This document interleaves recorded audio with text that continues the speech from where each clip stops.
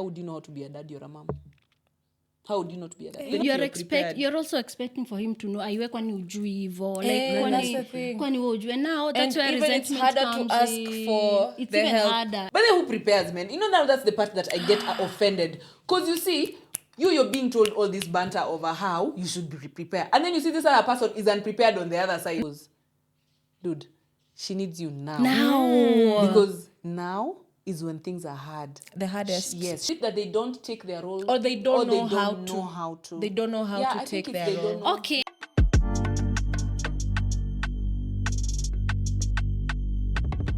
Hi everyone. Welcome to our 9 to 5 podcast.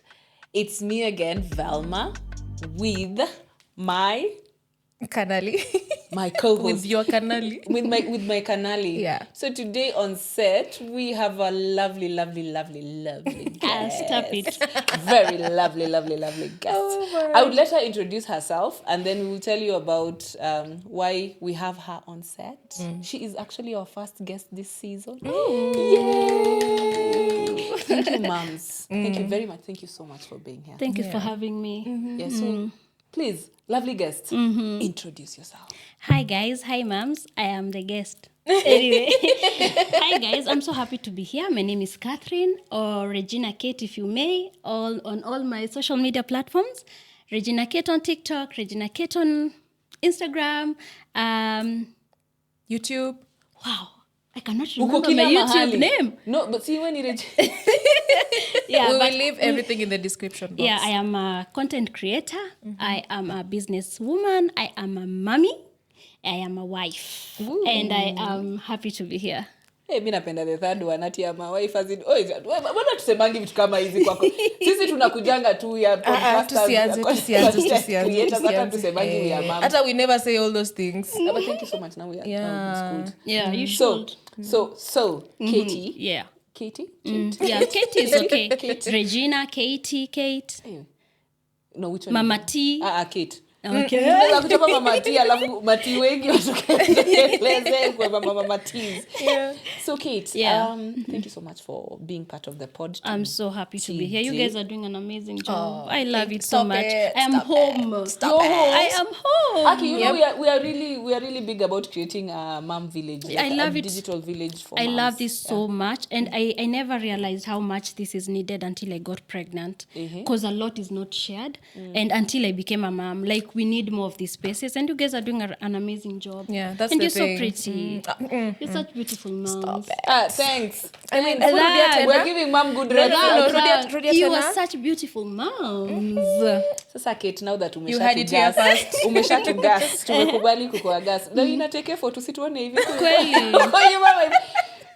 It's so messy in the background. Yeah. It was so messy, like the routines that had to be in place for us to that's what is supposed to be discussed, you know. Oh yeah, the thing that we don't. I was telling her today we should vlog our experience coming here, because see ati tu naamka na unaenda we woke up like this. It's a lot. Yeah, they woke up like this, guys. We need to document how hard. I mean, hatuwezi onyesha how hard motherhood is anyway. You can't. You just have to be in it for you to understand Actually, how hard it is. Which brings us to actually that conversation. You know the reason probably it's not out there, and you only find out when you're expecting, or then after you've delivered a baby. I've had it enough times, like almost immediately after you've had the baby, you just feel like you have been cheated. Like, why on earth did you guys not say that this is it? Oh my God, I remember every time I'd ask myself, hey, mbona sijui hivyo? Why didn't I know this? And the funniest thing is that you are expected to know, because wewe ndo mama mtoto. Because the thing that make, you know, I told you how me and baby showers, yani tunakuanga maji na mafuta, kwa sababu kwa baby shower it's so glamorized. Hey, tutoe 3K each person, okay, sawa. To dress up like this, okay, dress up, tumekuja. So everybody is just giving you their trauma of the birth itself. We do birth trauma comparisons. Yeah. And then by the way, it's always a competition. Wewe ulifanya hivyo, wewe ulileba how many hours? Mimi yangu ilikuwa 16 yako. And then you're done. And one thing maybe we should say, we do it so unconsciously. Yeah. It's almost like you're preparing. I think I mentioned this in an episode Juicy too. You're preparing the next person, but you don't know how to communicate that preparedness that you're trying to prepare them for. Because most of the times, if it's a second time mom, it's easier to prepare them for what's coming. Because again, another layer, ni now 2. You have 2. But for a first time mom, inakuanga hiyo. I also feel like the whole I'm sorry guys, I am an unpopular opinion kind of person, so I'll throw that out a lot. Opinion says, yes. I don't think it's unpopular, that maybe you're saying things that we say in our heads but not out loud, courageous enough to but voice them. I think the whole aspect of baby showers have been watered down so much, and it's now for content, it's now for nililetewa hii kutoka huku nikabaiwa hii. The most intriguing and the most beautiful baby shower I've ever been to, I went there as a photographer years back, and I remember there was a doula present, there was a midwife present, and there was a counselor present. Now, that's counselor present. So after all the eating and banter and everything, now the counselor starts talking to the mom, talking about postpartum depression. And in fact, they got to a point where she told the husband to come in. And this is how you're supposed to, this is how you're meant to. Kwanza Kate, hold there. Yeah. But then who prepares, man? Now that's the part that I get offended. Because you see, you're being told all this banter over how you should be prepared. And then you see this other person is unprepared on the other side. Akotu on the other side. Yeah. They're waiting, wanna bank on you to be the most prepared. In all honesty, talk to your partner, you'll notice. Ata akuangia me bank on you. Ata akuangia. Like when my partner once told me, like randomly, like, when you're pregnant, I'm pregnant in my head. Then I was like, what do you mean? He's like, my mind goes like this. Yeah, my partner told me that as well. Because it's like, now, I don't even know who to call. Like, even if you call another man and you have this conversation, they're like, there's so much emphasis on a mom should have a village. What about the dad? Okay, what about do dads have a village? Unpopular opinion, but true. Yeah. Do dads have a village? Maybe we should get a dad back on the set. Yeah. There's randomly in where I work, there was a gentleman who had a baby. We have a baby on set. Had a baby. Anangorota vizuri. Like he's agreeing this is a boy. Yeah. We're creating a village for you, daddy. Okay, don't you worry. Your future is set here. Yeah. Safe. So then he was in the office after we saw the message that he's had a baby. So I was like randomly passing him, but I had those side looks. I had judgy looks. I was just like, then he told me, oh no, I'm going to take it from next week. Then I was like, pause. Dude, she needs you now. Because now is when things are hard. The hardest. She is learning how to take care of this child. Be there to learn together, because it also has an effect on your bond. Because if you come next week, she'll already have learned and struggled with the learning. Alone. She will not like you one bit, and you will not be able to understand how to repair that broken trust. So what we focus on mostly is us, and then we're being prepared. The other person is left on a blank sheet, so he's dealing with a prepared mom. So he's expecting you to do stuff which you still also, even if you're prepared. You're also expecting for him to know, aiwe kwani ujui hivo, like kwani wewe ujue. Now that's where resentment it's harder comes to ask for it's the even help. harder. It's even harder. So I remember kwanza ni Cate part, because I swear this is such a funny aunt. she was going to ask for help. There's a baby shower I went, and then the chick was like, just ask for help. I'm like, women also have ego. We also have ego. Please, let's also accept. Asa, you want to ask somebody to help you change a diaper. However, you're like, he should know. In your head, you're like, he should know. But then the person who he should know is on phones, just like, yeah, they can smell the poop. They should know, but then they're also looking at you like. I don't know. I feel like nakuanga na an issue when it comes to partnership, like you and your man and everything, you the mom and the dad. Niko na issue na jina help. Sijui, is it help? Sasa unaona hiyo ni ego. Why am I asking you for help and we are in this together? Why is it called help? Why is it called help? See, we're just raising the child pamoja. Mbona tuna help? No, seriously, mbona tuna help? Why are you helping? Si ni wako pia. Si ni wako. Someone once asked me, ati umeacha mtoto na nani? And then I'm like, sina baba yake. Hata mimi nasemanga sina huyo mzazi mwingine. Sina mzazi mwingine. Like baba yake. Kuna double standards zinakuanga hapo. But I think also people do it subconsciously, because I even remember there's a time when I'd gotten back to work, and then sometimes I end up pulling very late nights, and because I'm trying to catch up on things, also an ego thing for me. And now randomly I saw like the office was becoming empty, and then it was just randomly empty, and then someone just passed us like, I thought you had a child. And then I was busy trying to sort out something that had a deadline the following morning. And then he was like, seriously, Velma, I thought you had children. Then I looked at him like, but the child also has other, like the other another parent. parent. Then I do recall I didn't mention it to my partner at that moment that I will be home late, though I should probably try and do that. You should often. have. But because I think because it's a partnership in a sense, like we know, like there's homework to be done, there's stuff. So when he called me roughly around 4:00, 5:00, he's like, are you on your way home? And I was like, oh shoot, I have some deadline. And he just picked it up and he was home on time. So immediately this guy said it is when I was like, hey, enyewe unajua kuna homework. Yeah. So I was like, coordinating. Aniko home usijali. And I was like, wow. But then I looked back, I was like, look at the stereotype. Yeah. There was a shock as to how I'm here with a small baby.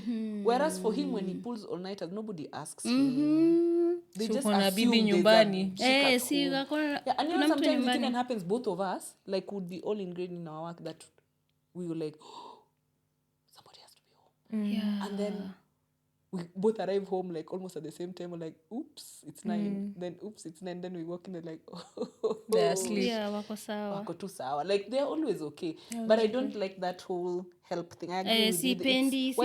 Sipendi kabisa. But Sipendi do hiyo jina. we call it help? What do we call it? No. Then? We need to find a word just for parenting. It's just parenting. Exactly. It's parenting. Yeah, it's just parenting. Because I also think most of the things... I feel like most dads don't take their role seriously. No, for real. That's why they are not... Is it that they don't take their role? Or they don't know how to. They don't know how to take their role. Okay.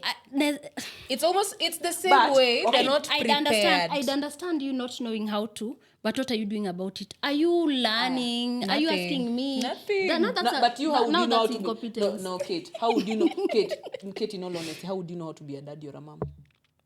How would you not be a dad? You know, sometimes... Now, are you saying them doing those things is them trying to be a mom? No. What I'm saying is, if you don't know what you don't know, how will you know? By learning. But if you don't know, you need to learn. Why don't you know you need to learn? Why don't you know you need to learn how to change a diaper as a dad? Because sometimes, that's what I'm saying, they need to be included in the conversation. Because even in the preparation, like in the birthing process, we have focused so much on the women. Sana. And the man is left out. And you see... You're making me shuka tena. Sorry. Yeah? So, in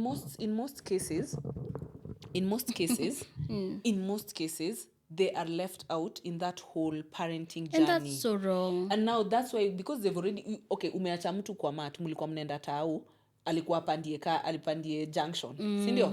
Ushamuacha uko Kilimani.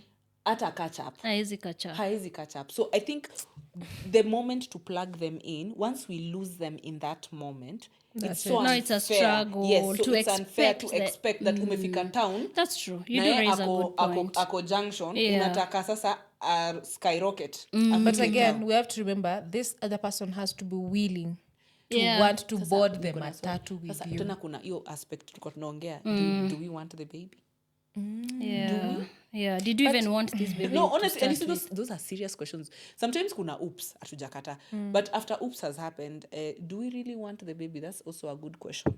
And do you have the conversation? And if you didn't want the baby, it's okay. Did you move on? That's it. No, it's a good question, because you see, then if you force it on someone... I think that whole point kwanza inanirudisha to the point penye. Please, ladies, where's my camera? Where is it? Ladies, please, when you're engaging in coitus.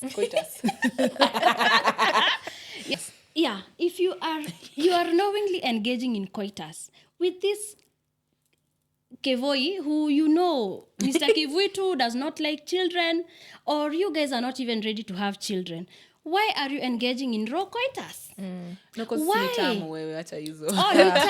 Ni tamu. But hapana, like, you know those situations where the man says anya mistaki watoi, but the woman ako like, you know what, I will get this baby. Okay, sasa sini sawa. Sasa acha tu justify, kama unataka mtoi na ni wako, si ni wako. But hapana, but sisi when they drag the other person in. No, as in, si ndio nasema kama wewe ndio unamtaka, si wewe ndio unataka mtoi. wewe mdeme si ni mdeme unataka usibebane na msia basi exactly wacha kumforce kuwa parent kuna hiyo aspect ya ni mimi nataka si ndio so hata kama hataki mimi niko sawa kumraise peke yangu so meaning you are accepting you're using the gentleman una accept na music but kuna hii aspect ya mimi nataka na ninataka tutake na yeye na hata kama hataki nitamfanya tu atake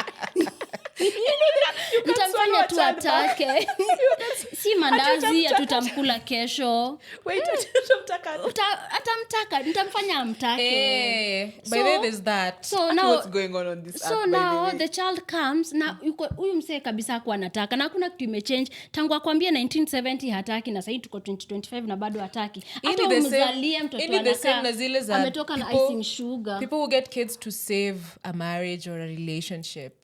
It is the same thing. Please don't use a baby for that. Nasikia ni kama hii conversation iko na layers mob sana. Iko na layers mob yani like parenting has how people come about parenting it's so dynamic like it's so layered like there's some camouflaged reasons behind people having na wacha niwaambie until upate ball ndio utajua the seriousness of chenye body yako inafanya na chenye mind yako inafanya haikwangi tu papa umepata ball tuongoje 9 months it's a lot so please be intentional about it be intentional with the person you're having this child with please be intentional. Okay, but then let me tell you it's a life and death situation. It's a life and death situation. It is situation. actually a life and childbearing is a life and death situation. Ujiona mtu anaingia hivi kwa theater anatoka anakosa kutoka acha ta theater saa zingine tota natural birth you finish and you yeah like I know moms who had to deliver babies wenye walisha kufa in their tummies. Imagine. And you're you forced, have to you are push induced that baby. I mean it's anyway wacha tusiende huko let's rudi let me bring us back let me bring us back so basically we're talking about how as during baby showers there's also the aspect of preparing the other partner and you're giving us an experience where you saw a doula there was a counselor and those people are so critical by the way if you don't know I even didn't know that you'd need a doula and it's my guy now who asked me would you need one and I was like what and then you're told the cost then you're like no nikikumbuka unaweza enda hanye like 1 month even utumie the same amount and I was like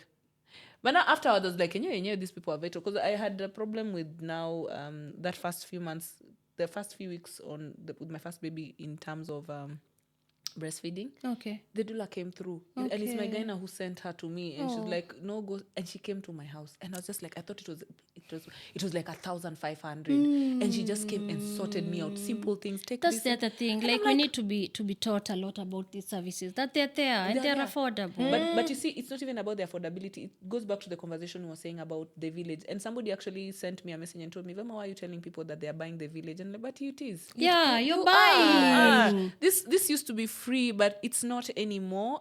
And yes, the world capitalistic nature of the world, we're now commercializing it because your auntie is not around. Like the aunties who would probably do this for you are not around. Therefore, you're on your own, and you might have to just buy your auntie. Yeah, you have to. Kwani we are actually buying. Hata wewe kuamua tu you want to have 2 nannies. So you're buying your village. That's your village. You're buying. So unamlipa. See, I told you there's a mom who actually called me about the same thing. She was stranded. She has 2 under 2. And she's telling me, Valma, now what do I do?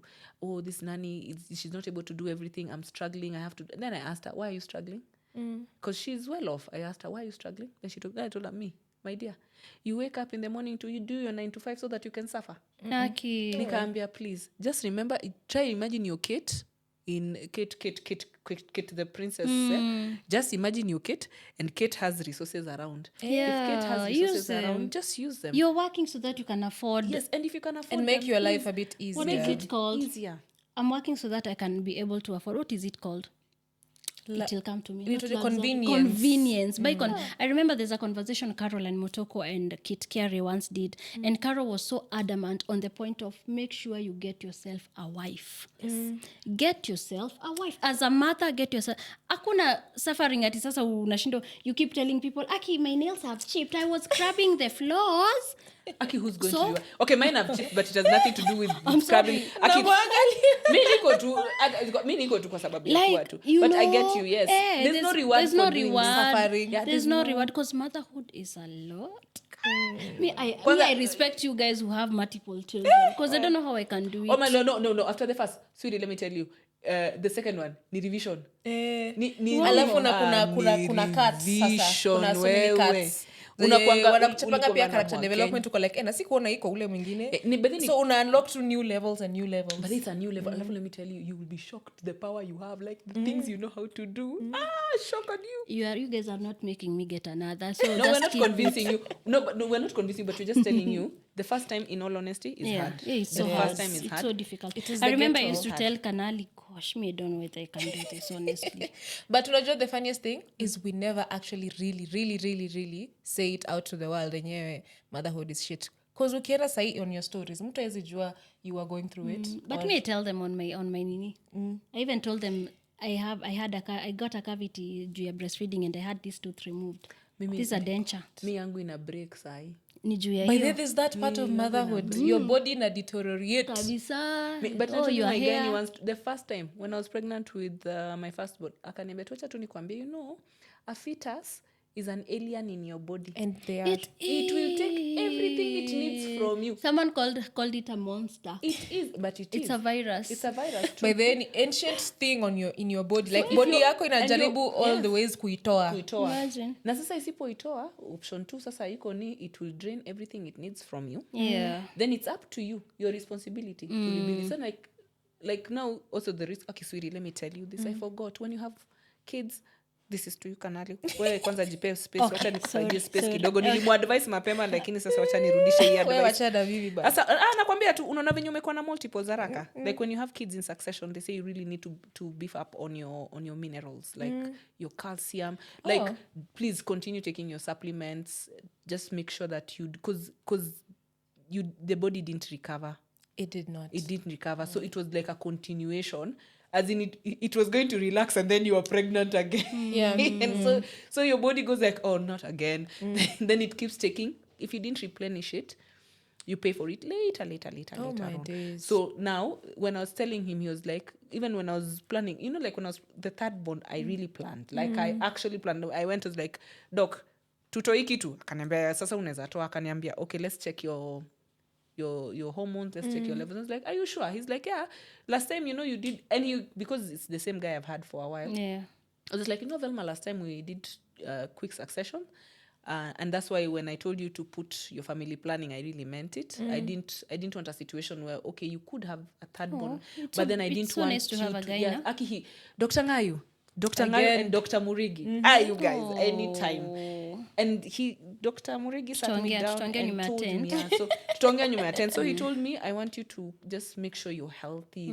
Like I didn't go back to the gym, but I ate healthy. And for some strange reason, I just was now preparing because I was having the conversation with him. So when I was ready, I was like, so Dr. Ngayu, what do you think? Kwanza Dr. Ngayu called me the December before I started planning for my third born, and he's like, you want to get me out of business? Then I was like, what do you mean? He's like, well, it's been a number of years for me, Gani. Then he's like, you know, you've not hit the mark where I tell you don't try again. So just come, we discuss. And I went and we discussed, and he was like, you better give me business this year. No.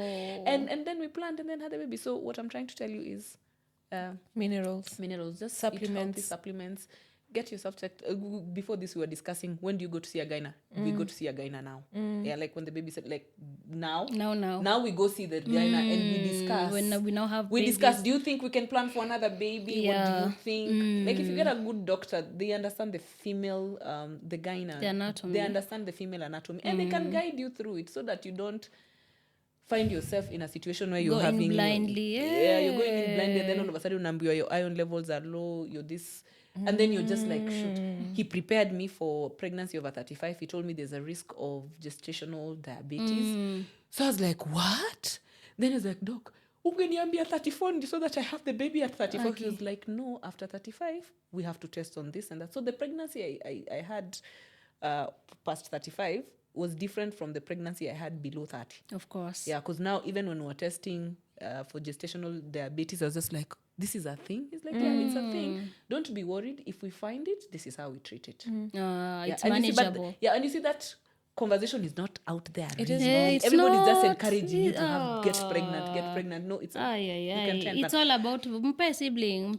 And na unaona part ya planning, unaona hata kwa baby shower, tutaanza kukuambia venye Ebu try tena. Ujue alafu akikuja after 1 year utry tena. Alafu utry tena. Anyway, where are the Alafu gifts? I like the anyway, where are the gifts? Anyway, now the gift. It's time for the gifts and then the MC. But last time, the last time I went on a proper baby shower, I was just like, wow, this is so nice. This is really so that nice. Is actually I am nice. Sure that mama tunafaa tuwe na ka template. Ndio. Kenya watu wanaenda kuangalia. Cause yenye imekuwa inikaimanza I serve. It's not serving. Club night. Hi guys, welcome to my channel. It's my baby shower. So I don't know what they've planned for me. Na unajua ni wewe ulipanga. Na ulipanga. Wachana na watu lakini. Anyway, kila mtu live your life and live your life. Yeah, It live your makes you life. happy. So anyway, let's go back to the topic. We have to wrap it up. Yes. I'm sorry. No, Hii itakuwa a whole yap. Imagine imekuwa whole yap. Yeah, this is Sasa a whole kwanza yap. tumeongea juu ya nini wewe? Nataka Hii tu ni yap tu. Wacha tu kwa yap. Sasa wacha Kate, wacha nimalize. Nataka Kate pia solidify. Unajua sasa being a first time mom and we've had that conversation as a first time mommy. Yeah. What is the thing you think we should have told you? Wow. First of all, I'm sorry. Is this PG? It is. No. Just go for it. Go for it. First of all, why wasn't I told that when you're pregnant, you have an itchy butt crack? Why wasn't I told that? Yeah. There is. Yeah. Yes. Akiona kanali tumesahau. Tulikuwa na forgotten there's a baby on set.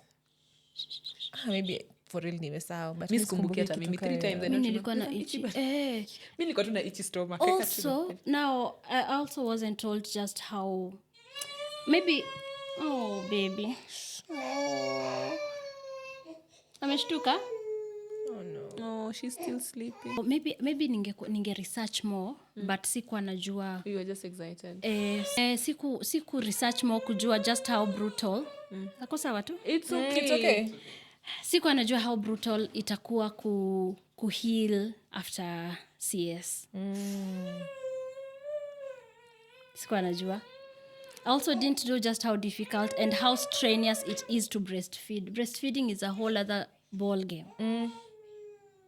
Let me tell you, ungetupata hapa like 2 years ago, tungekwambia mali na CS hatujui hata. Okay. Unasikia? Unasikia maziwa inateremka? Aki. Okay. It's okay. We're wrapping up, don't worry. There's a lot that I wasn't told, Aki. And you know what? Something else before we wrap up I wasn't told. Sikuambiwa you might have the most supportive God-sent partner. Oh. The most wonderful man. And at times you'll still feel like he's doing nothing to support you. But they are. And he's doing the best he can. But you're still in... Yani unafeel too, motherhood is so... I don't know what to call it, but unafeel too ko peke yako. It gets lonely. Hata kama nakusay, it gets lonely, it gets difficult because every time una feeling kama your hands are full. Wewe ndio unanyonyesha, wewe ndio unajua kumbembeleza. God alikupea hizi kwa sababu wewe ndio utambembeleza. Like anaweza zunguka naye uko akilia but atakuja hapa anyamaze. So I didn't know unaweza kuwa.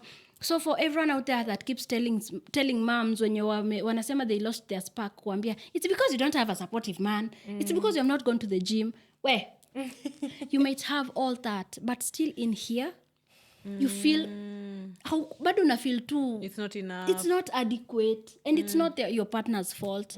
I really battled that and we had to actually have a discussion. Namwambia mimi na feel kama ufanyi enough. But you see it goes down back to that conversation we were having initially that who then prepares them. Exactly. Who then prepares them. So there's no baby shower for men. Because I remember there's a time I told him sasa babe village yako ni nani? Sasa ukifeel ni kama uko hapa tumekubo uko sleep deprived unaambia nani? Unaambia man mgani? Kaniambia hakuna. Oh my. Mimi niko tu mimi na road dog to life tu hivyo. And I was just like you deserve more grace. Yeah. He's doing the best he can. He is. Okay. Yeah. Three takeaways. Hiyo ni heavy but you know strangely enough like I can really relate. Like you see that particular moment I think all of us have had it. Yeah. You just feel like wewe ufanyi na. Na bado umse amecome through. First of all, personally mimi hata si work. So wakako ameenda job, yeye ndio anatafuta, mimi niko kwa hao, mimi nachunga mtoi. But bado akikuja nataka bro, mimi chukua mtoi. Yep, I know that. I used to be in that situation when I was pregnant with my first ever. And nakumbuka nilikuwa nakaa home like unajua like in pregnancy how your body changes and you're just there looking at yourself, and then unajua ukikuwa home uko tu sasa mwili yako ina change. Umse ameenda huko nje ana make connections like and they are hustling for you guys, but where that moment unaona you are being left behind and it was so hard. And I really support what you're saying. Ni wewe lazima ujitoe in that state. Lazima decide enyewe, you know what, I need to remember who I was and just and like I'm still just, and to moms beshte zangu wenye wananiambianga I make mom look easy. As we speak, like I have a very bad relationship with my body. In fact, say to be my small sister kalikuwa kanani pep talk, nilijangalia nikasema I'm just so fat and ugly, and she was like, don't talk to my best friend like that. Don't talk to my friend like that. I love her. So like it's just a lot. It's just a lot to your mental health. Moms, okay, ladies, before you get kids, please think about the partner you're having the kids with. Think about who you are as a person and what you'd like it to be like. She said, ali have kukula healthy, and you see how good they look. Na wako babies number 2. Like there's a lot to consider. Well, in all honesty, like when there's a hype around, there's also the other side of the world where there's a hype around being a parent, being a mom. And sometimes you get on that high. And when you're on that high, it's unfortunate you will not be able to see the other side. Until you're on that other side, then you're looking for that light at the end of the tunnel. So guys, thank you so much, Cate, for this. That was so heartwarming. Like you've sent us back to those moments when we started. And I think key takeaway here is love on you first. Love on you first. And as you love on yourself, then keep adding the people who love on you most. Give them grace. And then motherhood is not easy. It's easy. Rough. And if you're there wilding it out. And remember what we said, you can easily hate motherhood if you don't have your village right. If you don't have your village right. Easily. So we figure out what your village looks like, because it's different for everyone. So with that, guys, thank you so much for watching this episode. We had our lovely guest, Cate. Make sure you follow her. Everything is in the description box, guys. Please follow. As she's saying, she's what's your unpopular opinion? Go get her unpopular opinion. Again, we are at the voice box. Coolest press to record. They've even allowed us to have our kids around. So cute. So cute. So see you next time. Remember to subscribe. Bye. Bye.